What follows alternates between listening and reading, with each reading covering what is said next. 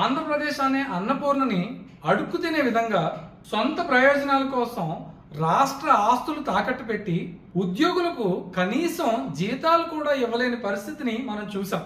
ఈ 5 ఏళ్లలో కోడెల్ల, సృజన, గల్లా జయదేవ్, రఘురామకృష్ణరాజు వంటి ఎంతో మంది ముఖ్యమైన నేతలకు జరిగిన అవమానాలు మనం ఎప్పటికీ మర్చిపోకూడదు. వీటన్నిటికీ స్వస్తి చెబుతూ టీడీపీ నుంచి చంద్రబాబు నాయుడు గారు 134 సీట్లు, జనసేన నుంచి పవన్ కళ్యాణ్ గారు 21 సీట్లు సాధించడం జరిగింది.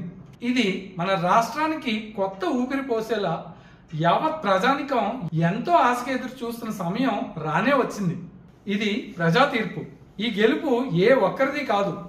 రాష్ట్ర ప్రయోజనాల కోసం ప్రజలు తీసుకున్న ఈ నిర్ణయాన్ని నారా చంద్రబాబు నాయుడు గారు శిరసా వహిస్తూ మన ఈ తెలుగు రాష్ట్రానికి స్పెషల్ ప్యాకేజ్ ఆర్ స్పెషల్